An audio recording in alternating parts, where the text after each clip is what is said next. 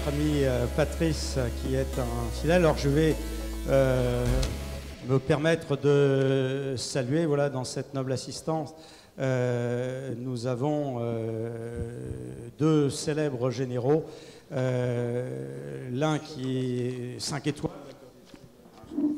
top, Marc Vatin-Angoire, qui est inspecteur général de la gendarmerie, et Denis Mercier, qui a été chef d'état-major de l'armée de l'air, et également commandeur suprême transformation de l'OTAN. Donc c'est-à-dire que demain il s'exprimera, et son expertise, c'est-à-dire comment innover sur des systèmes qui sont performants, sauf qu'à un moment, à force d'être performant, on sclérose la performance et on ne le devient plus du tout.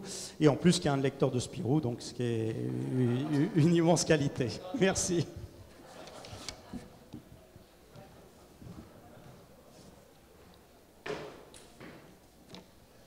Oui, bonsoir. Bonjour, bonsoir. Ravi de vous retrouver. Dernière séance, rendre attractif notre territoire. Nous avons un groupe d'industriels et de décideurs extrêmement importants, un sénateur, donc un politique, M. Alizard, M. Béguet, BPI France, c'est-à-dire un investisseur, Laurent Capellari, un laboratoire, Louis Louvel, aussi un petit maire, petit maire, Isabelle Marie de... Oui. D'accord, merci. De Jean-Claude Decaux, M. Pedrono sur le maire de Saint-Arnaud. Très bien. L'attractivité d'un territoire, c'est quoi de votre point de vue? Quels sont les critères de l'attractivité d'un territoire? Quelle est l'attractivité du territoire Pays d'Auge? Comment améliorer cette attractivité? Alors, il y a au moins deux façons d'aborder l'attractivité, simplement pour écouter, l'attractivité métier, l'attractivité résidentielle. Donc, je pense que la majorité d'entre vous veulent parler de l'activité métier et que peut-être les élus veulent parler de l'activité résidentielle. De toute façon, vous choisissez. Donc, commence par madame, par vous. Non, commençons, monsieur le maire, commençons par vous. Eh bien, bonjour à tous. Effectivement, comment garder l'attractivité de nos territoires? D'abord par le logement, essayer d'avoir une primo-accessibilité aux jeunes familles, donc c'est important. On y travaille dans nos PLU, c'est pas facile. Le prix du foncier qui monte et qui monte et qui monte, et les maisons qui sont achetées effectivement par nos amis de Paris. Après, les écoles, j'ai entendu parler qu'il y avait l'académie qui était là, et effectivement, pour les écoles, nous avons beaucoup de fermetures de classes en campagne, et effectivement, les effectifs baissent. Le rectorat a aussi prévu de baisser le nombre d'enfants dans des zones prioritaires, mais est-ce que la campagne n'est pas une zone prioritaire? Après, accès à Internet pour tous.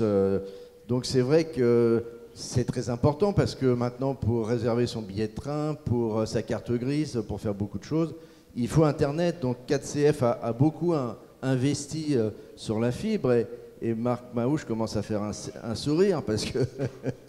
Et effectivement, on a été très novateur, trop novateur d'ailleurs, parce que personne ne voulait de notre fibre, parce que chaque opérateur vivait sur son cuivre. Et ils avaient raison, c'était une politique pour eux de rentabiliser un peu tout leur réseau. Mais les RIP sont arrivés d'année en année, et cette année, notre directeur France de Orange nous a annoncé une bonne nouvelle, n'est-ce pas Marc? Que fin de l'année, Orange, grâce à tous les travaux que nous faisons dans les communes, et notamment sur Deauville, des armoires normandes à chaque coin de rue, ça ne va pas être facile parce que c'est vrai que beaucoup de choses sont classées à Deauville, même les crottes de chien. Donc c'est vrai que ça va être un petit peu compliqué. Mais pour nous, Saint-Arnoux, on a déjà une armoire qui est prévue, donc j'espère qu'on sera les premiers servis. Voilà, donc merci M. Maouche pour tout ça. Et puis après, bon, effectivement, développer tous les accès, les pistes cyclables bien sûr, et on en a développé pas mal dans la communauté de communes. Mais je ne veux pas monopoliser la parole. Juste une dernière idée. C'est vrai que quand on était gamin, on aimait bien faire du stop, et on voyait que les routiers, ils avaient un disque, le disque du mouchard, et quand le mec qui faisait du stop avec un disque de mouchard, tout le monde s'arrêtait.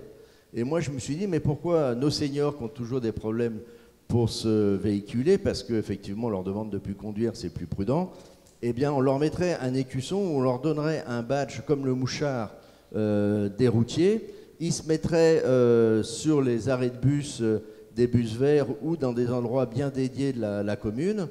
L'automobiliste aurait un badge qui serait donc agrémenté pour pouvoir emmener ses seniors ou les différentes personnes qui n'auraient pas, et il y aurait une confiance mutuelle parce que le senior, il serait badgé, la voiture, elle serait badgée, et on pourrait aller le plus loin possible. Et ça, je pense que c'est un convoiturage qui serait très facile à faire et à mettre en place. Voilà.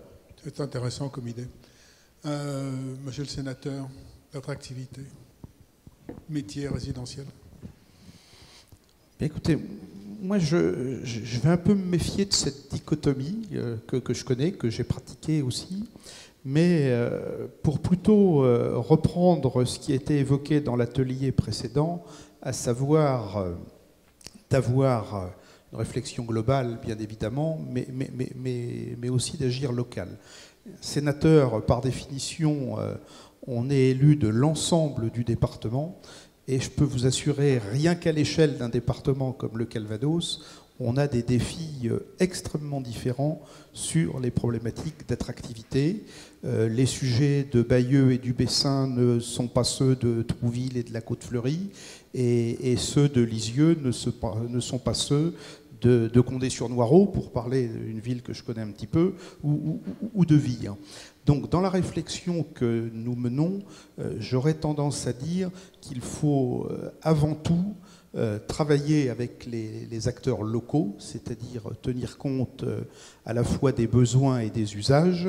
Et quand je parle des besoins et des usages, bien évidemment, ceux des entreprises, c'est quand même un peu le sujet, il ne faut pas se tromper. Il y a des secteurs où on n'a pas les moyens, une fois de plus, de séparer les deux stratégies. Et puis, bien évidemment, aussi des besoins et des usages des populations, puisque vous avez dans le département du Calvados des secteurs géographiques qui sont en dépression démographique, mais qui ont des très très belles réussites d'implantation d'entreprises. Alors si je cite Condé-sur-Noireau, c'est pour un peu féliciter mon voisin, mais il en parlera mieux que moi, mais je peux vous prendre aussi l'exemple de Vire, et je pourrais en trouver d'autres, où vous avez effectivement de la dépression démographique, donc un problème d'attractivité pour attirer des habitants, et par contre des entreprises qui se développent et qui investissent, et sur des secteurs d'innovation. Donc si on ne tient pas compte de cette diversité géographique, de cette diversité de situations, on aura des difficultés à résoudre l'équation, et personnellement, je me méfie beaucoup de la verticalité. On est dans un pays qui reste extrêmement centralisé, mais quand on se décentralise, il faut faire aussi attention, et je le dis sans mauvaise intention et sans mauvaise camaraderie, mais il faut faire attention aussi parfois aux problématiques de centralisme local, où en fait on pense dupliquer de bonne foi des solutions sur un territoire qu'on estime homogène, or il ne l'est pas. Et je peux vous dire qu'un département, et j'arrête là, un département comme le nôtre, c'est typiquement le cas, avec des besoins très hétérogènes. Donc il faut travailler sur une maille extrêmement précise à l'échelle du territoire. Oui, j'entends bien l'effet de la maille, mais il y a quand même des facteurs permanents en matière d'attractivité, ne serait-ce que la qualification professionnelle des employés. Donc est-ce que les services sont en place sur le territoire de Calvados pour fournir aux industries innovantes la force de travail, les cadres, qui vont justement être innovants? Ce n'est pas le cas partout, bien évidemment, mais comme d'autres facteurs, mais ce n'est pas le cas partout. On a sur certains secteurs du territoire des niveaux de demandeurs d'emploi qui restent excessivement élevés et des entreprises qui n'arrivent pas à recruter. Absolument, c'est vrai. Donc il y a cet élément. Il y a cet élément-là aussi à prendre en compte. Mais là aussi de manière très différenciée. Tout à fait. C'est l'exemple que donnait Sophie tout à l'heure sur les Canets qui vont travailler sur Saint-Lô, c'est quelque chose effectivement d'inimaginable il y a 10 ou 15 ans. Or, c'est devenu une réalité. Mais vous avez aussi des flux internes au département. Votre vision de... Vous avez... Alors, pour rebondir, c'est devenu une réalité parce qu'il y a des entreprises sur Saint-Lô qui vont attirer. Je pense que comment rendre attractif notre territoire pour développer emploi et entreprise, je dirais qu'avant tout, il faut développer l'entreprise. Et si l'entreprise marche bien, si l'entreprise fonctionne bien, après, il y aura de l'emploi. Mais l'élément essentiel, c'est comment on fait pour que les entreprises fonctionnent correctement, comment on fait pour que les entreprises qui sont présentes sur le territoire soient encore plus performantes qu'elles le sont aujourd'hui. Donc il y a plein de dispositifs qui commencent à exister aujourd'hui, mais je dirais que les principaux dispositifs sont des dispositifs qui peuvent être macro ou micro. Sur le macro, il y a des choses qui se mettent en place. Sur le micro, il y a encore beaucoup de choses à construire, à mon sens. Et le territoire, quand on est une entreprise, dans l'absolu, je le vois de manière globale. C'est-à-dire que je ne vois pas un territoire en disant c'est Condé-sur-Noireau, Condé en Normandie, ou c'est le Calvados. Moi, quand je m'interroge en me disant est-ce que j'ai raison de rester, que mon entreprise, Laboratoire Cotral, qui est basée à Condé-sur-Noireau, est-ce que j'ai raison que cette entreprise, j'ai raison de continuer à investir dans le process industriel, je le regarde pas par rapport au Calvados, je vais le regarder par rapport à la France, ou je vais le regarder par rapport au monde. Le territoire, en tant que territoire très local, de proximité, en soi, il m'intéresse parce que j'attire des gens autour, mais j'ai une vision qui est beaucoup plus globale, beaucoup plus large. Vos sous-traitants sont dans quelle région ? Mes sous-traitants sont, je dirais, dans l'absolu, dans le monde. J'ai des sous-traitants qui viennent de Chine, j'ai des sous-traitants qui sont là où ils sont le plus intéressants et le plus performants. Je ne fais pas de la sous-traitance uniquement en me disant « je suis normand, je veux rester normand ». Je suis normand et c'est important, c'est notre ADN. Maintenant, on est une entreprise où on est présent, le laboratoire Cotral aujourd'hui, c'est 250 personnes, c'est 50 millions d'euros de chiffre d'affaires, on est présent sur 11 pays. Quand je suis en Corée, je suis coréen. Quand je suis en Allemagne, Cotral Allemagne, on est allemand. On a toujours une ADN qui va être une ADN française, une ADN normande, et on est de la Suisse normande. Mais dans l'absolu, je suis du monde. Et plus on aura des entreprises françaises qui fonctionnent correctement, qui certes travaillent en local, mais surtout vont vendre à l'étranger, plus on aura des structures en local qui seront puissantes et qui seront performantes et qui pourront continuer à embaucher et à attirer en quelque sorte sur leur territoire. Alors bien entendu, mon territoire, Condé-sur-Noireau, est important parce que je dois attirer des collaborateurs. Maintenant, je dirais que dans l'absolu, je vois les choses au niveau territoire, mais au niveau français, parce que j'ai d'autres collaborateurs en France, puis j'ai des collaborateurs qui sont en Allemagne, qui sont en Suisse, j'ai une vision globale. J'entends bien que l'entreprise doit fonctionner, que le chef d'entreprise doit faire fonctionner son entreprise, mais le territoire aussi doit fonctionner pour attirer et retenir les investissements, les collaborateurs, etc. Qu'est-ce qui est premier ? Alors on peut estimer, on peut dire que ce qui est le plus important, c'est d'abord avoir des villes, c'est d'abord avoir des choses pour attirer, peut-être. Maintenant, si vous avez une très grosse entreprise qui est positionnée demain à Saint-Lô, si elle fonctionne très bien, elle attirera des gens, elle paiera des gens, et il y a des gens qui viendront. Je pense que, en ce qui me concerne, alors je suis du monde de l'entreprise, j'ai tendance à penser, investissons d'abord dans les entreprises. C'est les entreprises qui vont faire les emplois. C'est pas l'inverse. Aujourd'hui, la France, ça reste un pays, on est en France le pays qui est le plus taxé. On est en France le pays où on prend la retraite le plus tôt. On est en France le pays où on travaille le moins. On est en France 6e puissance mondiale. Pourquoi on est la 6e puissance mondiale ? Mais c'est parce qu'on a des entreprises qui sont formidables, qui sont extraordinaires. Mais ne nous posons... Enfin, il ne faut pas prendre l'inverse de la réalité. Si aujourd'hui la France fonctionne encore un peu, c'est parce qu'il y a des entreprises. S'il n'y a plus d'entreprises, vous ne pouvez plus rien tirer. Aujourd'hui, quels sont les acteurs qu'on va, entre guillemets, pomper ? C'est d'abord les entreprises. Aujourd'hui, la fiscalité des entreprises, enfin, fiscalité sociale, c'est la plus élevée, quasiment du monde. Au niveau de la fiscalité, l'impôt sur les sociétés est plus important en France que partout ailleurs. Aujourd'hui, la fiscalité sur les successions, elle est très forte. Pourquoi il n'y a plus d'ETI en France ? La réalité de pourquoi il n'y a plus d'ETI. Il y a 30 ans, il y avait autant d'ETI, de grandes entreprises, en France, autant en France qu'en Allemagne. Aujourd'hui, en France, on a 5 000. En Allemagne, il y en a 10 000. En Italie, il y en a 8 000. Pourquoi ? Parce qu'il y a une fiscalité de la succession qui est dramatique. Non. Et qui fait Bah, vous pouvez me dire non. La réalité, c'est qu'il n'y en a plus d'entreprises, de grosses ETI en France. Je sais bien, mais dans leur gène, l'allemand travaille et le français travaille beaucoup moins. C'est pas vrai. Ma femme est allemande. Ouais, peut-être. Maintenant, moi, j'ai des collaborateurs J'ai 30 collaborateurs en Allemagne. Donc, j'ai une entreprise en Allemagne. Ben, en Allemagne et en France, les Allemands travaillent, les Français travaillent. Je ne peux pas dire que nos Français travaillent moins que nos Allemands. C'est pas vrai. Par contre, en France, ben, on ne joue pas dans la même cour avec les autres. Vous savez, quand vous jouez au foot et que vous êtes 8 et les autres sont 11, ah, c'est pas facile pour gagner. Donc l'attractivité du territoire, elle est d'abord macro.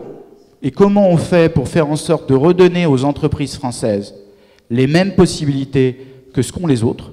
Et donc là, c'est un travail de longue haleine. Je dirais que depuis 4-5 ans, les choses bougent.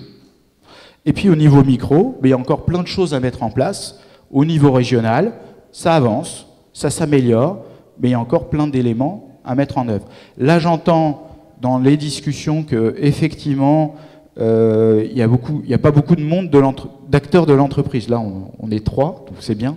On va pouvoir rediffuser un peu cette image de l'importance de l'entreprise. Aujourd'hui, moi, j'ai écouté la table précédente, j'entends jamais parler des entreprises, ou pas assez. Et ce qui va faire l'économie, si on veut faire du social, il faut qu'on ait des entreprises qui marchent bien. Et ensuite, les entreprises viendront. Oui, une petite réaction pour dire que, certes, je suis élu, mais je viens du milieu industriel et où j'ai fait une carrière à l'international, donc des points de comparaison, j'en ai quelques-uns. Et je voudrais quand même dire que la productivité des ouvriers, des employés français a toujours été excellente. Et qu'en fait, le problème aujourd'hui, il n'est pas tellement là. Alors effectivement, on a de la main-d'œuvre qui mérite d'être formée en permanence, mais comme dans les autres pays. Mais je dirais les savoir-faire et la productivité sont là. Les difficultés viennent, et Laurent Capellari l'a excellemment expliqué, effectivement des problèmes de surcharge. Je rajouterai quand même un point par rapport à ce qu'il vient de dire, et ça me semble être un point absolument important.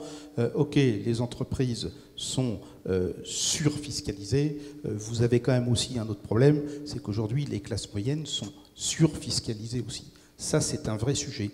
Et on ne peut pas le déconnecter de notre propos, parce que par rapport au phénomène d'attractivité, par rapport au phénomène d'infrastructure, et je ne vais pas redire ce qui a été dit précédemment, à un moment donné, il faut bien les financer, et aujourd'hui, on est dans une impasse, c'est-à-dire qu'on a beaucoup de projets, on a beaucoup de réflexions, on a effectivement de la réflexion et de l'intelligence commune, mais on se retrouve très souvent face à des impasses de financement, parce que, contrairement à d'autres pays, on est surendetté et les seuls qui peuvent encore payer sont déjà surchargés. Et je pense que tant qu'on ne desserrera pas cette contrainte financière, on pourra avoir tous ensemble les meilleures idées du monde, mais on continuera à pénaliser nos entreprises, on continuera à fabriquer des personnes sans emploi et avec des chefs d'entreprise qui, effectivement, auront tendance, je ne parle même pas de l'exil personnel et fiscal, mais auront tendance à aller conquérir d'autres marchés et d'autres parts de marché pour se développer. Que fait la BPI pour financer ce développement? Alors beaucoup de choses déjà. D'abord, je voulais être très simple, très factuel avec quelques chiffres. D'abord, dire que les énergies créatrices, quand on vous entend, elles sont dans les territoires, première chose. Ce que vous disiez tout à l'heure, le point 1, les entreprises et les salariés, vous avez raison. Je crois qu'il ne faut pas le monde dans lequel on discute, quand on entend parler politique, l'opposition, la majorité, c'est du vieux monde. C'est du monde vermoulu, tout ça. Et je le dis simplement, c'est que soit tu es dedans, soit tu n'es pas dedans, et ce dedans s'appelle la France. Donc il faut tout simplement accepter que le monde a changé, que l'état d'esprit a changé, et qu'on travaille non pas pour nous, mais qu'on travaille pour les générations qui arrivent. Une fois qu'on dit ça, quand on regarde votre région est fantastique. D'abord, je dis qu'il y a un nombre d'entreprises incroyables qu'on accompagne. L'année dernière, c'était plus de 4200 entreprises. Vous en faites partie, vous le savez. Quand je vous ai donné tout à l'heure le coq bleu, vous m'avez dit « Je suis très fier de porter la French Fab ». En fait, ça, c'est des millions de Français qui devraient dire la même chose. Et tout ça est une question, non pas de communication, non pas de politique, non pas d'entreprise. Tout ça est une question de confiance, d'envie. Vous vous rappelez celui qui nous avait quittés l'année dernière? L'envie d'avoir envie. Johnny Hallyday. C'est exactement ça. L'année dernière, on a accompagné plus de 200 entreprises BPI France Excellence. BPI France Excellence, c'est quoi? Pour répondre à votre question, c'est les entreprises qui innovent et qui partent à l'international. Il n'y a pas de secret. Et là, on réunit tout le monde, aussi bien le maire, le sénateur, le chef d'entreprise, la région. C'est quoi? Une entreprise qui est excellente donne envie aux autres. La preuve par l'exemple. Vous croyez que, et je vais être très direct, hein, qu'une entreprise fait premièrement confiance à son banquier? Non. Elle fait premièrement confiance en ce politique? Je ne suis pas certain. Aux médias, plus du tout aujourd'hui. Vous le savez bien, vous en faites partie. Donc en fait, elle fait confiance en ses pairs. Et donc la preuve par les meilleurs, et moi je suis très content d'être aux côtés d'un grand chef d'entreprise avec Laurent, c'est de se dire ce sont eux qui créent la croissance, ce sont eux qui créent l'emploi, mais pas seuls. Pour ça, il faut de l'accompagnement. Les mesures d'accompagnement de la région, les mesures d'accompagnement de BPI France, les mesures d'accompagnement des partenaires bancaires, des investisseurs, c'est un truc. Et moi, quand j'entends des petites guéguerres, je réponds simplement parce qu'il y avait un bon apiculteur avec qui j'ai discuté ce midi. Je lui dis un truc, parce qu'il me dit, quand on vous agrège, je n'accepte pas parce que moi, vous avez sauvé les emplois chez moi. Mais je lui dis, moi, c'est très simple. En vous regardant, je préfère le miel au fiel.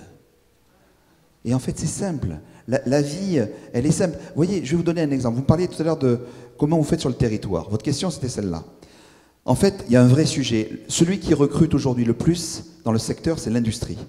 Donc, il a été décidé, avec le président de la République, le ministre de l'économie et des finances, le président de la région, etc., de créer un label, au même titre qu'il y avait la French Tech, de créer la French Fab pour l'industrie. L'industrie, c'est 4 millions d'emplois en France. C'est des dizaines de milliers d'entreprises qui recherchent des gens et qui n'en trouvent pas. On a lancé avec LinkedIn, avec Manpower et avec Pôle emploi un site qui permet d'avoir 50 000 offres d'emploi sur l'ensemble des villes de notre tournée. Vous savez, la tournée French Fab, qui va passer de l'autre côté du pont le 8 août prochain. En fait, c'est une tournée qui permet le matin à des jeunes de pouvoir, avec leurs professeurs, découvrir ce qu'est le monde de l'industrie. Parce que dans la tête des jeunes des nouvelles générations, c'est les hauts fourneaux, les usines qui funent. Aujourd'hui, l'usine 4.0, tu sais ce que c'est? Ça n'a plus rien à voir. Sauf qu'ils ne savent pas ce que c'est. Donc plutôt que d'écouter les médias négatifs, pour certains, et ben c'est vrai, et leur dire, beaucoup tu dis, bon, moi je dis pour certains, il faut arrêter ce monde-là. La question n'est plus entreprise, politique, gouvernance, le sujet est la France. La France, nos enfants et nos petits-enfants. Et donc dans cette, la semaine dernière, on était à Pithiviers, voilà, Pithiviers, une petite ville, 2500 personnes sont venues à Pithiviers. C'était incroyable. Bon, et donc on fait 60 villes-étapes dans lesquelles nous allons aller avec nos partenaires, Orange, ST Microelectronics, Schneider Electric, Deco, etc., accompagner en fait cette évolution dans la tête des gens du monde de l'industrie. C'est ça qui est fondamental aujourd'hui. Je suis tout à fait d'accord, mais le problème n'est pas là. La semaine dernière, je conseillais Solvay sur la création de 1000 emplois dans la zone industrielle rhodanienne. Solvay dit oui à un certain nombre de conditions qui sont des conditions posées au territoire. Une desserte vis-à-vis de la ville-centre, un métro, une zone industrielle qui est sécurisée, une partie logistique, etc. C'est le genre de questions ou de réponses que j'attendais de votre part.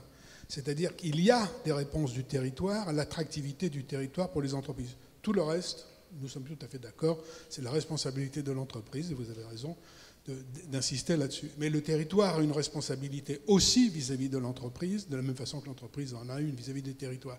Donc la question que moi je pose, et je la repose, quelle est justement, qu'est-ce que vous souhaitez, vous, comme industriel, comme réponse du territoire pour que vous soyez encore plus performant, encore plus ouvert à l'international, et que se passerait-il s'il n'y avait pas, que se passerait-il s'il n'y avait pas de réponse du territoire?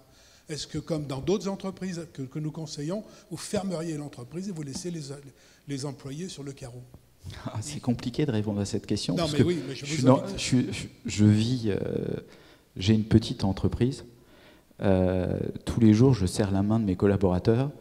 Ma famille vit dans la région, c'est compliqué et impossible. C'est la différence entre une ETI, enfin une PME ou une ETI, et puis un grand groupe. Un grand groupe peut décider, parce qu'il est présent de par le monde, il peut décider de supprimer une unité à Condé-sur-Noireau très facilement. Il y en a eu qui ont fait ce genre de choses.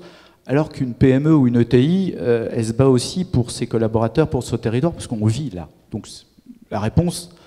Est-ce qu'on va fermer du jour au lendemain? Non, clairement non. Maintenant, qu'est-ce qu'on exige ou qu'est-ce qu'on souhaiterait du territoire? On souhaite des choses dont on entend parler régulièrement. Aujourd'hui, l'attractivité, c'est est-ce qu'on peut faire en sorte de relier, alors là je vais parler plus local, hein, on est à Condé-sur-Noireau, est-ce qu'on peut aller faire en sorte de relier plus rapidement Caen et Condé-sur-Noireau? Est-ce qu'on peut avoir du chemin de fer qui sont plus performants? Est-ce qu'on peut avoir la fibre de manière beaucoup plus importante? Et au-delà de ça, est-ce qu'on peut faire en sorte qu'il y ait plus de cohésion entre l'entreprise et l'éducation? Aujourd'hui, il n'y a pas de cohésion entre l'entreprise et l'éducation. Aujourd'hui, c'est dramatique, et vous le disiez, il y a énormément d'emplois. À chaque fois que je discute avec un chef d'entreprise, il recherche quelqu'un.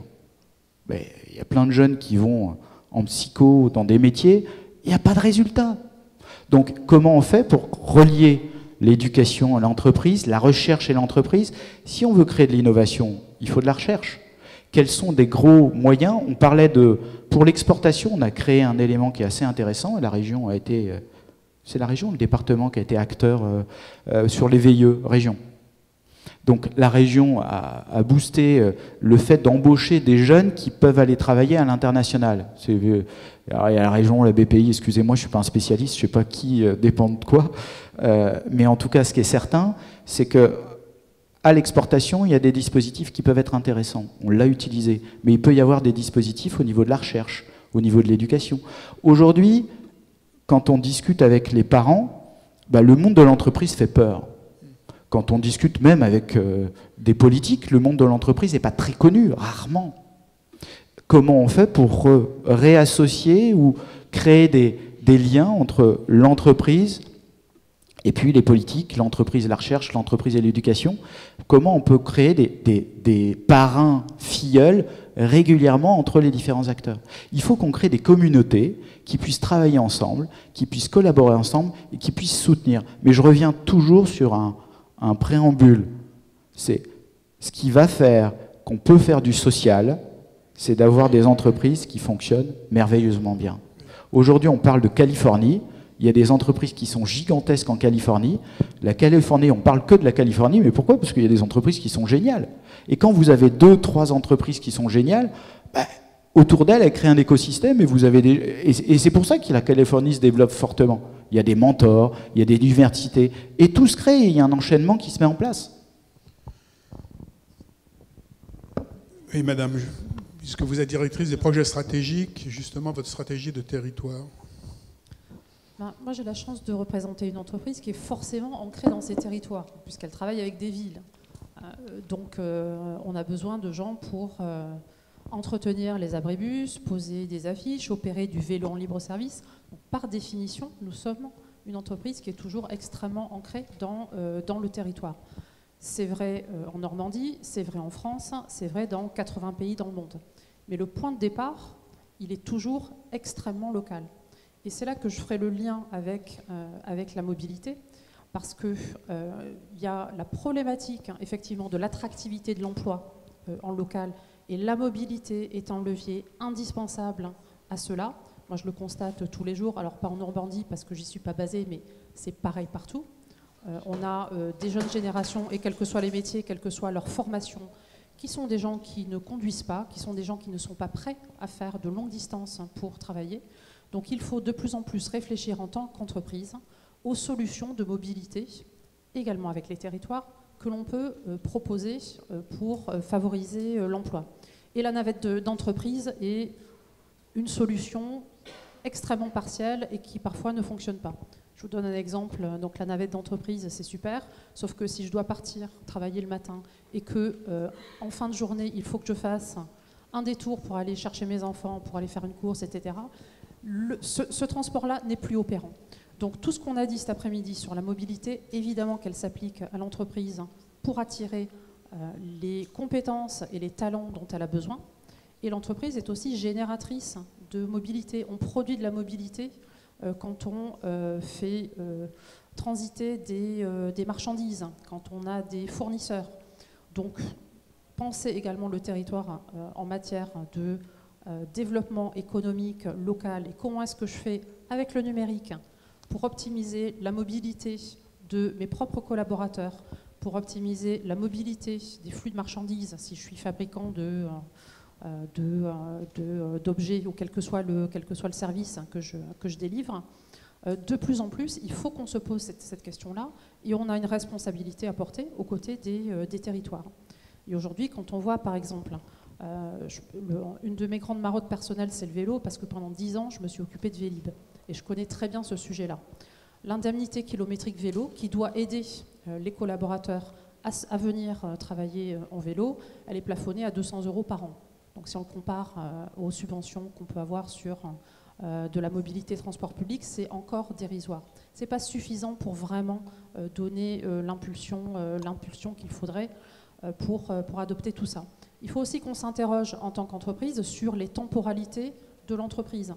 Faire venir tous ses collaborateurs à la même heure et les faire repartir le soir à la même heure, bien sûr que c'est problématique parce que là, on crée plus de mobilité et il faut créer une meilleure mobilité pour tous. Donc davantage de flexibilité. Ça ne veut pas dire que tout le monde va faire du télétravail parce qu'il y a énormément d'emplois qui, de toute façon, ne sont pas éligibles à ceci. Mais proposer, ce qui peut d'ailleurs arranger les individus, proposer des horaires aménagés pour participer à une meilleure mobilité sur les territoires, c'est indispensable et les entreprises ont un rôle à jouer dans cette thématique-là. Ouais, nous sommes tout à fait d'accord. J'ajouterais juste un petit truc. Une super étude de l'INSEE en 2015, les travailleurs, les gens qui vont au boulot à vélo ont 15% de moins d'arrêt de travail dans les entreprises. Donc c'est un bénéfice. Prenez votre vélo. Non mais c'est un bénéfice économique et social pour tous. Et sanitaire. Et sanitaire, évidemment, pour la santé de nos concitoyens. En fait, dans le dernier kilomètre, on aurait dû aborder également le dernier kilomètre de l'entreprise, donc la desserte des zones d'activité. Là, yes. Ça pose un vrai problème. Entre la sortie des camions, le système routier, la sécurité le port du Havre donne un excellent exemple d'organisation de cette mobilité pour de très grandes industries. C'est assez intéressant à voir comment ça fonctionne.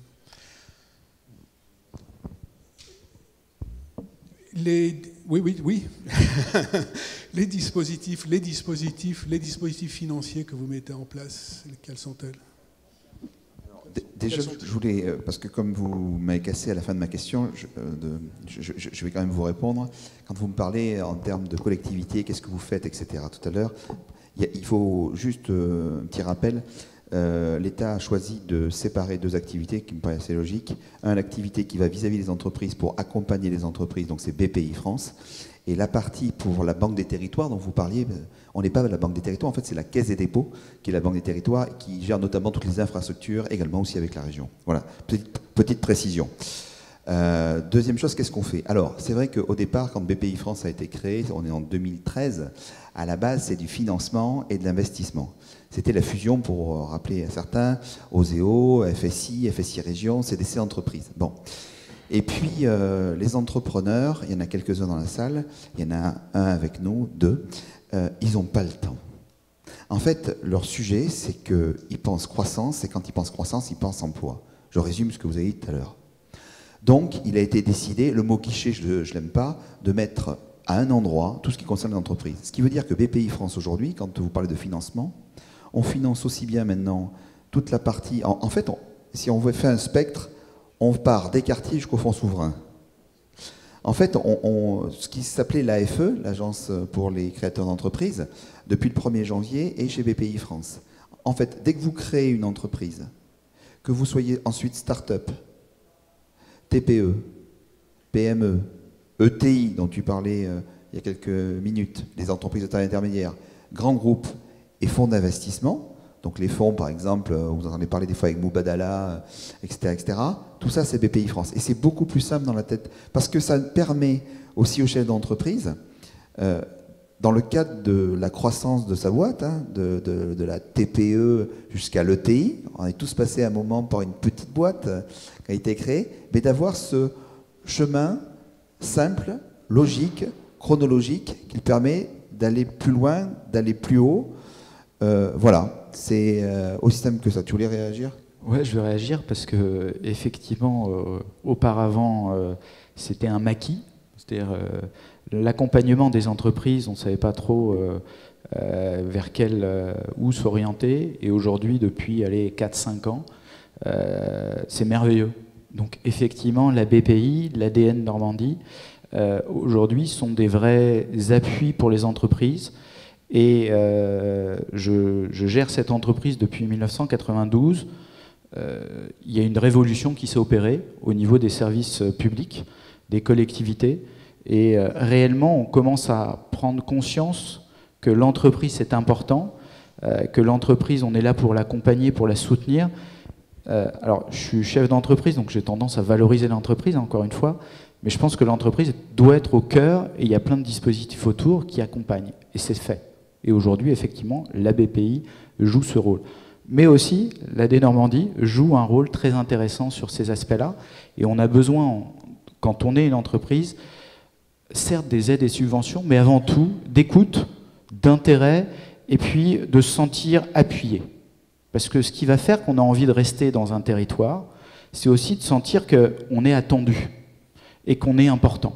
Mais à la rigueur, c'est partout pareil, c'est une aventure humaine.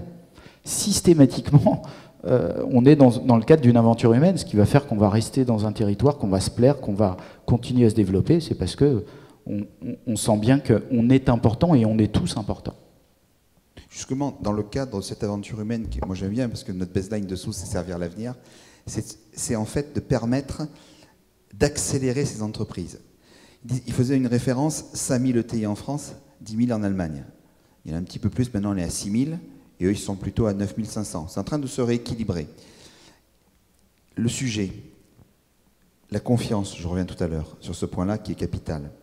Permettre de faire des programmes de mission de conseil, d'accompagnement pour des chefs d'entreprise comme eux, pour leur directeur marketing, pour leur directeur financier, en collaboration avec la région, en collaboration avec les élus. En vraie dynamique, c'est ce qu'on a porté, donc ce nouveau métier, qui est le métier de l'accompagnement, avec toute cette partie-là des accélérateurs. Permettre à une PME de devenir une ETI, permettre à une TPE de devenir une PME. Mais ça, c'est exceptionnel. Le programme d'accélération, je vous donne un exemple, je pourrais vous en donner plein. Blablacar, ça vous dit quelque chose? Lui, il est passé par tous les sujets de chez nous. Il est devenu start-up, TPE, PME, ETI, licorne, voilà.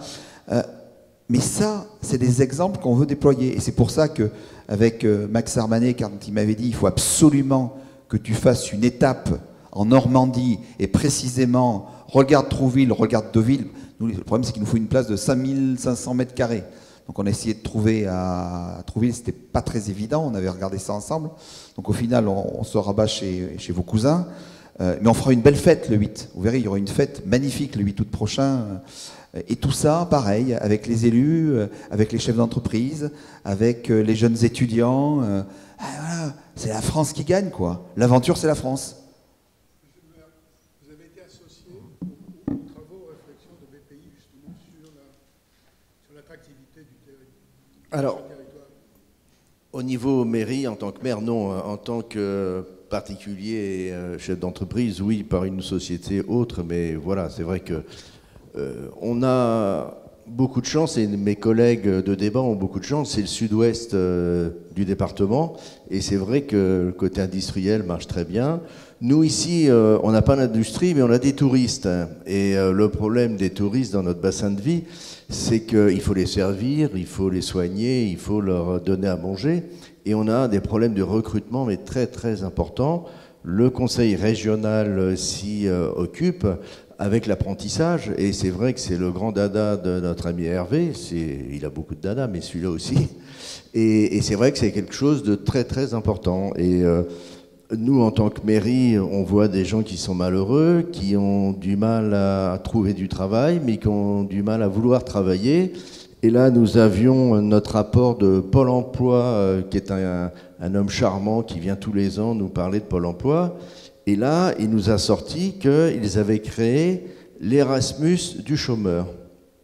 C'est-à-dire que le chômeur va pouvoir bénéficier d'un stage de 6 mois à l'étranger. Mais pourquoi pas, si ça peut le former, apprendre à parler une langue étrangère, c'est une très très bonne idée. Et c'est vrai que, je prends le cas de mon fils qui, lui, se lance dans le graphisme, il a du mal à trouver une place Erasmus. Je pense qu'il faudrait mieux qu'il soit chômeur pour tout de suite pouvoir y aller, quoi. Voilà.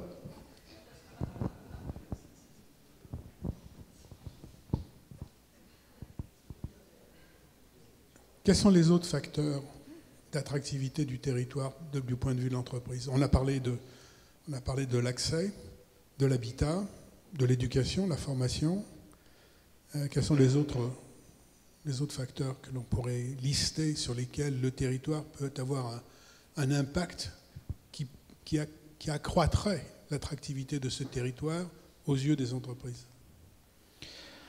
Je pense que comment on fait pour créer des communautés et des communautés qui parlent entre elles et qui échangent entre elles. Donc ces communautés, ça pourrait être des lieux d'espace, des événements qui se créent régulièrement et qui intéressent les différents acteurs. Et ces communautés, pour développer, c'est comment on fait pour que les grandes entreprises se réunissent.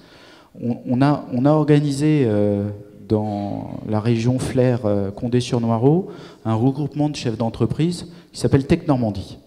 Donc on a une vingtaine de chefs d'entreprise qui se réunissent, et ça, ça permet en quelque sorte d'avoir des TPE, des PME, des ETI, des grosses entreprises qui régulièrement abordent des problématiques équivalentes. Mais comment on fait pour faire la même chose avec l'éducation? Il y a des labos de recherche, on peut créer des événements spécifiques entre les entreprises et les labos de recherche sur des thématiques particulières. Ça peut être sur la fabrication 3D, ça peut être sur l'intelligence artificielle, ça peut être sur, pourquoi pas, la mobilité.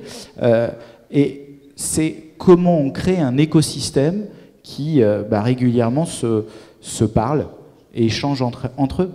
Je pense que pour moi, l'élément essentiel, c'est ça, c'est la notion de communauté.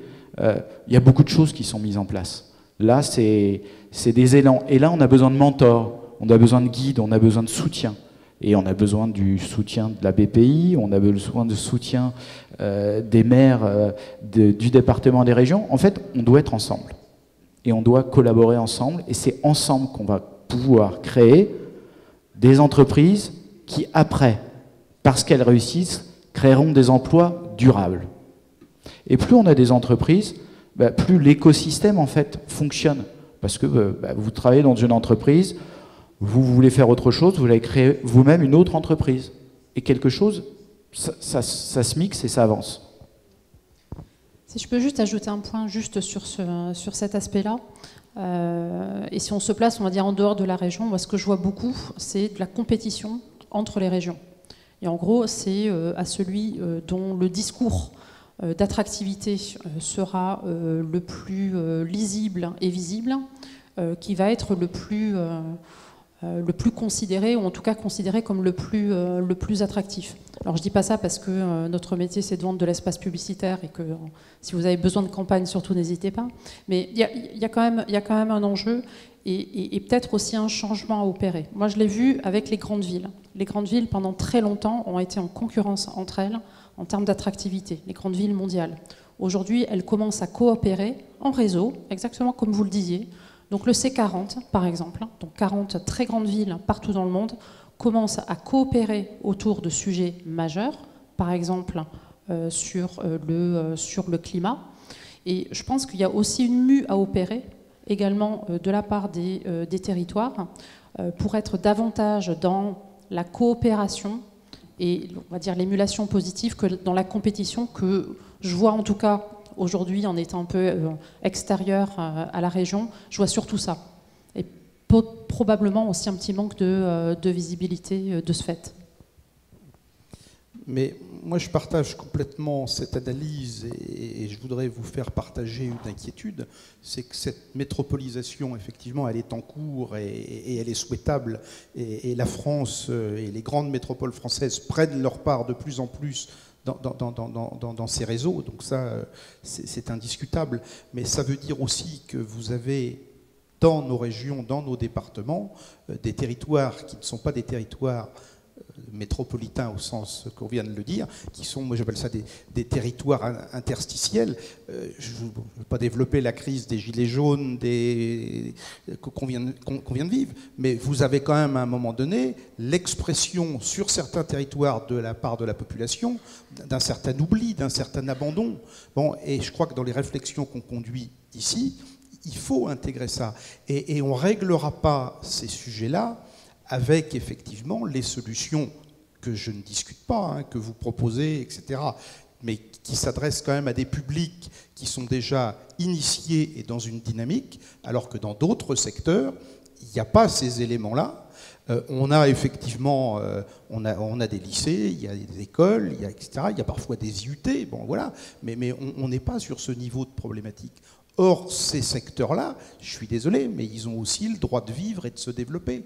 Donc, à un moment donné, il faut bien qu'on amène des éléments d'attractivité, mais qui soient des éléments d'attractivité qui respectent en fait la spécificité de ces territoires.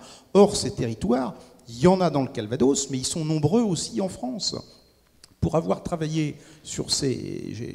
J'ai présidé le CNER, qui est la Fédération des agences de développement économique, pendant 5 ans.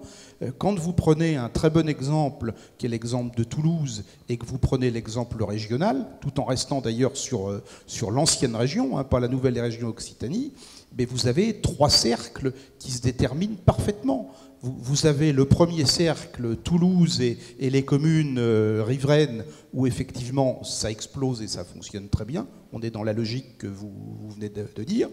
Vous prenez ensuite Toulouse et 50 km, c'est déjà plus problématique, mais ça fonctionne. Et puis après, vous prenez le reste de la région. Ben, je peux vous dire que les collègues qui faisaient du développement économique dans ces secteurs-là, c'était extrêmement compliqué. Les géographes commencent à traiter ces sujets-là, et dans nos réflexions, je suis désolé, on ne peut pas passer à côté de ces sujets. Et souvent, je suis désolé, alors je suis plus maire, donc je le dis d'autant plus facilement, mais sur ces territoires-là, pour les chefs d'entreprise, la porte d'entrée au système, ça reste les élus locaux. Je pense que c'est une réalité. Et c'est indispensable. Alors effectivement, après, on fait des tours de table. Il y a besoin de financement, on va appeler BPI. Il faut des lignes spécialisées ou de l'infrastructure. On va aller voir l'opérateur. Voilà. Mais à un moment donné, qui est l'architecte en fait sur le terrain? C'est souvent l'élu local. Et les éléments d'attractivité, ben, ils sont là aussi parce que ben, les élus locaux, certains sont très doués sur l'art, la culture ou le tourisme, bon, voilà, et puis d'autres sur d'autres secteurs. La comparaison avec Toulouse me semble très intéressante. Est-ce que vous, sénateur du Calvados, vous n'êtes pas en fait dans un autre modèle? Parce que vous n'avez pas de très grande capitale régionale qui puisse jouer un rôle d'entraînement. Donc ce modèle-là est décentralisé. C'est bien pour ça que je cite cet exemple-là. Et encore, on est actuellement dans une période où Caen, qui n'est certes pas Toulouse, est dans une situation d'entraînement de l'ensemble. Mais moi qui commence à avoir quelques kilomètres au compteur en tant qu'élu, j'ai connu une période pas si lointaine où Caen se développait aux dépens de son arrière-pays. C'était dramatique pour nous. C'est-à-dire qu'en fait, Caen venait nous piquer nos emplois. Hein. Bon, voilà, c'est parce qu'il n'y avait pas de dynamique externe. Or là, Caen est replacé dans une bonne dynamique, à la fois économique en termes de développement. Effectivement, Caen, c'est pas Toulouse, mais enfin, avec le territoire autour, c'est quand même 380 000 habitants. Bon, c'est pas complètement négligeable, avec des très grosses entreprises, des très gros labos, enfin, etc. Et ça entraîne. Mais on n'a pas toujours vécu cette situation-là. Et allô ? À la rigueur, que Caen soit différent de Toulouse, c'est une réalité. Mais qu'est-ce qu'on fait avec les atouts de Caen ? Parce qu'il y a malgré tout, Caen ou la Normandie, il y a des atouts qui sont très intéressants. On ne peut pas se comparer à Toulouse ou à Bordeaux ou à Paris. Par contre, pas ma démarche, hein. Bien sûr. La concentricité. Non, mais vous avez raison et je partage. Maintenant, il y a plein d'atouts qu'on peut mettre en avant et qui vont permettre et qui peuvent permettre à la Normandie de jouer dans une autre cour, dans un autre environnement. Et c'est ce qu'on fait dans le monde de l'entreprise. Quand vous êtes une petite entreprise, bah, vous avez des atouts que vous devez développer, et quels sont les atouts que vous mettez en avant pour battre des grosses entreprises. Et on y arrive, on peut y arriver. Il faut juste être différent, c'est de la stratégie. C'est comment on construit autrement. Le niveau d'éducation, de formation des employés que vous recrutez dans cette région, sont-ils à la hauteur de vos besoins? Alors déjà, on a changé très fortement le profil des recrutements. C'est-à-dire qu'il y a une vingtaine d'années, le laboratoire Cotral qui fabrique des protections auditives sur mesure pour l'industrie, on était une entreprise qui fabriquait des produits manuellement uniques. Et aujourd'hui, on est une entreprise qui fabrique des produits uniques, mais de manière industrielle et numérique. Donc en fait, on est passé d'une situation où on embauchait des gens qui avaient un niveau de, je vais exagérer, bac -2, un niveau aujourd'hui de bac +2, bac +3, bac +4. Et dans un préau d'école. Et quelquefois, c'était dans un préau d'école, c'est vrai. C'est il y a longtemps, et j'ai oublié, ça ne nous rajeunit pas. Et donc aujourd'hui, bah, effectivement, le profil des gens qu'on recrute, c'est plutôt bac +3, bac +6. Alors, est-ce qu'on arrive à recruter? Je dirais que pour une partie des collaborateurs, oui. Quand c'est au niveau de bac +2, on arrive à recruter. Quand c'est des métiers en tension, mais quand je discute avec des gens qui habitent Caen, ils ont autant de difficultés à recruter qu'à Condé-sur-Noireau. Quand je discute avec des gens qui sont à Paris, bah, ils me disent bah, mes collaborateurs, j'arrive pas à les garder. En fait, on a tous les mêmes problèmes de recrutement. Parce que bah, quand vous cherchez un ingénieur en électronique embarqué, bah, il n'y en a pas.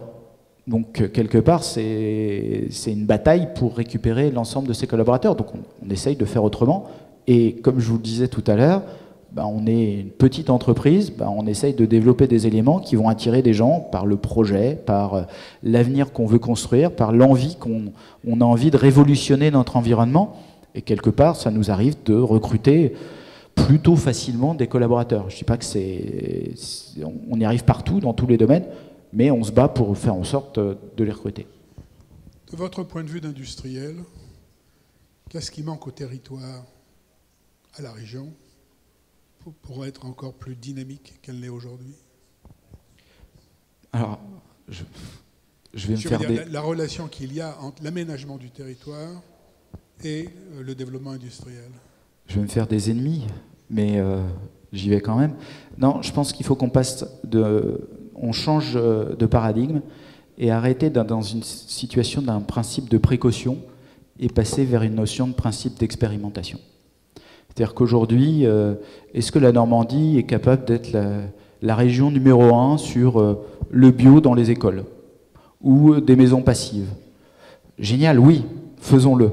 Est-ce que la Normandie est capable... En fait, quels sont les 4-5 éléments qui vont faire qu'on va capitaliser sur une autorité? Est-ce que la Normandie est capable de... Je vais faire en sorte qu'il y ait un chercheur ou accompagner les entreprises, un chercheur dans chaque tel type d'entreprise? Je pense qu'il faut qu'on expérimente et qu'on passe notre temps à expérimenter. Il faut cesser d'être dans des grosses dynamiques.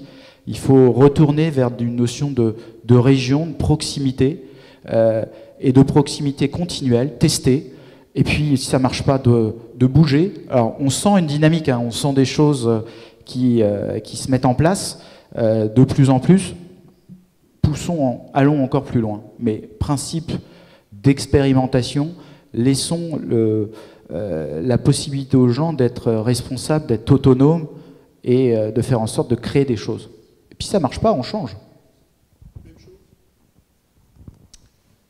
C'est pas facile parce que effectivement, si on prend la globalité de la Normandie, oui, pourquoi pas, mais chaque bassin est différent et c'est vrai que l'industrialisation ne peut pas être pérenne partout et c'est pas toujours évident au niveau recrutement. Donc oui, pourquoi pas. Je suis d'accord avec... Pardon. Je suis d'accord avec ce que vous venez de dire, mais c'est vrai que tout au long de l'après-midi, moi, le sentiment que j'ai, c'est que la dynamique, elle est quand même très engagée et j'ai appris beaucoup de choses justement sur les expérimentations, tout ce qui est en train d'être testé sur l'ensemble du territoire et quelle que soit la maille qu'on est en train de regarder.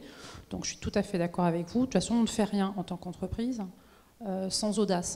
Donc, il faut l'audace de l'entrepreneur, des collaborateurs, mais également l'audace des territoires et des institutions qui nous accompagnent et qui nous accueillent. Ça marche dans les deux sens. Dire qu'est-ce qu'il faudrait en mieux aux régions, à BPI France, etc., ça serait très présomptueux. Moi, ce que je pense, c'est qu'il faut avant tout co-construire les choses. Tu parlais tout à l'heure de réseau social, d'entrepreneurs, d'élus, de demandeurs d'emploi. Ce que je suis en train de vivre là, je vous le dis franchement parce que j'ai la chance de pouvoir assister à chacune des 60 étapes dans tout le territoire de France. Quand vous voyez le matin des jeunes de 3e venir redécouvrir l'industrie, venir redécouvrir également tout ce qui touche autour de la French Tech. Le midi, des chefs d'entreprise, des élus, sur une même table en train de déjeuner avec des sandwichs, avec des étudiants qui vont faire le monde de demain.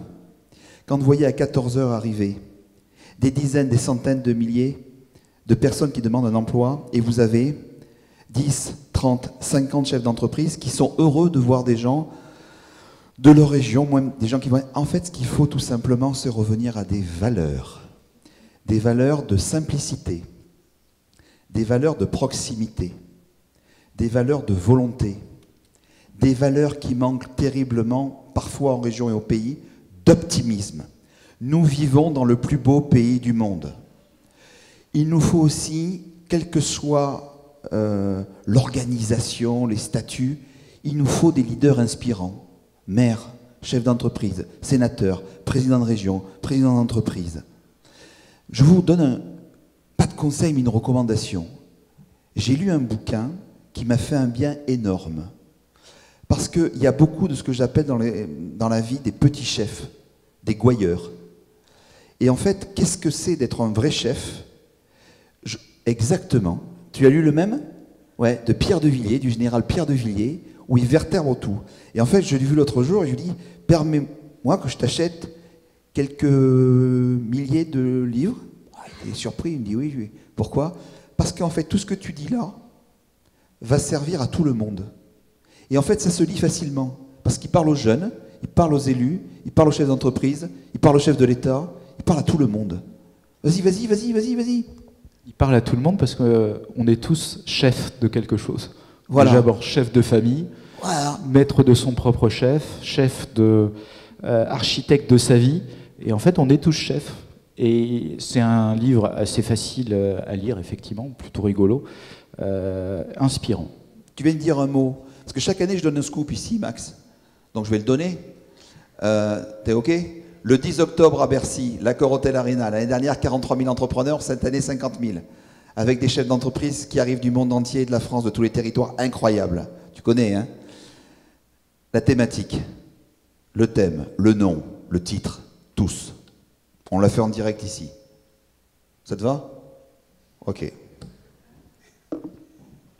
Le mot de la fin, c'est le mot de la fin. Non, justement, la responsabilité du politique vis-à-vis de la responsabilité du politique ou la capacité du politique à influencer les orientations que viennent d'exprimer les industriels. Je pense que la capacité du politique à influencer sur l'économique, compte tenu du modèle de développement sur lequel nous sommes, est quand même de plus en plus restreinte. Par contre, il y a quand même des choix à faire, il y a des décisions à prendre. Je suis désolé, mais il y a quand même encore une majorité et une opposition. C'est une réalité. Et heureusement pour la démocratie, moi personnellement, je ne crois pas au chef suprême et à la verticalité, mais j'ai peut-être tort. Hein, mais voilà. Il y a quand même encore des arbitrages à faire. Je suis désolé, il y a des arbitrages à faire sur la fiscalité écologique, notamment. Il faut sortir de cette logique punitive. Je suis désolé, mais moi je reviens à mes territoires ruraux, interstitiels, et je veux dire, c'est pas péjoratif, mais vous avez, à défaut d'ailleurs d'infrastructures de mobilité actuelle et moderne, ben vous avez encore des gens qui fument des clopes et qui roulent au diesel. Ils existent et ils ont le droit de vivre comme tout le monde. Donc à un moment donné, il faut bien qu'on s'adapte à leur façon de fonctionner et à leur capacité. Donc là, il y a une vraie réflexion et un vrai travail à avoir. Donc il y a un sujet, je suis désolé, qui est un sujet fiscal. Le prix du pétrole est en train de remonter, la fiscalité ne diminue pas. C'est pas la première fois que ça arrive, hein, mais pour ces gens-là, en termes de pouvoir d'achat, c'est un vrai sujet. Donc là, le politique a une capacité à décider. Et puis, il reste encore des problématiques d'infrastructures. Laurent Capellari l'a abordé tout à l'heure, mais il y a un certain nombre de secteurs dans nos territoires où effectivement vous n'avez ni train, ni route digne de ce nom. Donc on ne peut pas exiger des gens une mobilité professionnelle à partir du moment où on n'est pas sur des niveaux d'équipement qui sont comparables à ce qu'on trouve aujourd'hui dans les métropoles. C'est un vrai sujet. Et c'est pour ça que tout à l'heure je parlais de capacité à financer, parce que ces besoins sont réels.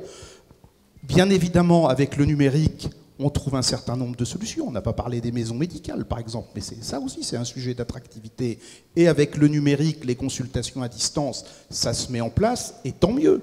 Mais tout ça, c'est quand même extrêmement long, va être consommateur de financement qu'aujourd'hui, on n'a pas. Donc on n'échappera pas à cette réflexion. Mais je crois qu'effectivement, et le mot de la fin, si je peux me permettre, c'est celui-là, c'est que ces sujets-là doivent être posés très clairement sur la table et donner lieu à débat, et qu'effectivement les industriels, les chefs d'entreprise prennent aussi leur part dans la réflexion, puisqu'ils prennent largement la leur dans le financement, ça a été suffisamment rappelé, de façon à ce qu'on arrive à déverrouiller ce système-là. On parlait de social, le meilleur social qui existe, à ma connaissance, c'est quand même l'emploi. Hein. Nous avons la chance d'avoir les vice-présidents de la région. Je crois que le message est passé. Merci. Merci madame, merci messieurs. Merci à vous. Le modérateur n'est pas toujours facile. Vous avez fait.